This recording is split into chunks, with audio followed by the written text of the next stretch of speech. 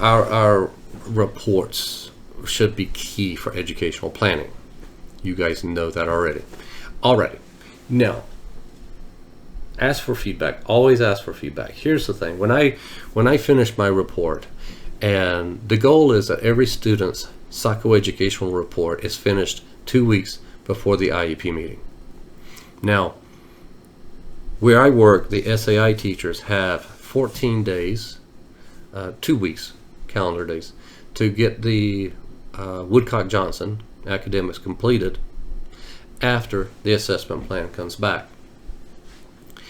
When they do that, the first that I know that an assessment plan is back is when I receive, they fill out a form for me online, and they send me the Woodcock-Johnson academics. Boom. Now I can send out my teacher surveys, my parent survey. Well, actually they send out the parent survey with the assessment plan, so I get that back too. So I'm sending out my teacher surveys. I'm scheduling the kid for assessment, 2, maybe 3 sessions. I'm writing the report. I'm sending it out.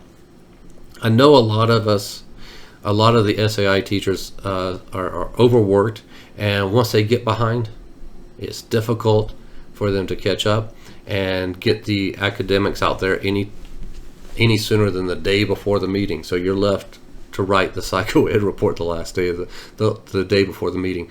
Anyway, if you can get it written ahead of time, and it's doable, send it out to the team. And when I say the team, I mean send out to the parent, the SAI teacher, the general education teachers, okay, the principal. You're going to want to label it as a draft, easy enough. Design, watermark, draft. There you go. And you're going to want to save it as a PDF. Easy enough. File, export, PDF. Okay. That way nobody can change it and say that you sent out something you didn't send out.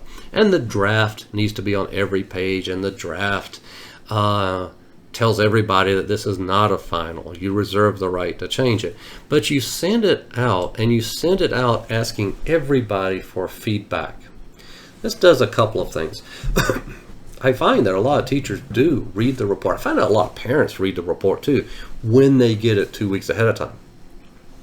So if they have had it for 2 weeks and they provide you with no feedback, it makes it more difficult for them to later come to the district and say, I disagree with this report. Why didn't you let us know that while you had it for review? That doesn't really, it's not a defense that you can use to not do the IEE, not provide the IEE. It's just less likely to happen, okay, if they've had the report that long. Teachers love to read it and understand what's going on with their students. SAI teachers can use the information to better complete the IEP prior to the meeting, start drafting it.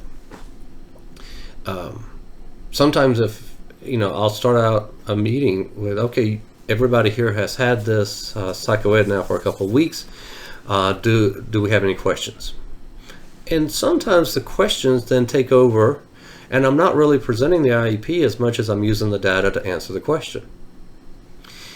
It makes the presentation a little bit more fluid and back and forth and relevant to everybody there. I love it when the parents have questions about it, and they do too, because then you're just not sitting there telling them a whole bunch of standard scores and it's going over their head. Not at all. So anyway, get it out ahead of time, ask for feedback. If they do give you that feedback, incorporate it if it's appropriate, and send it back out to the team. Tell you a little secret, a little trick. Occasionally, I will find an error in my psychoed after I have sent it out to the team as a draft.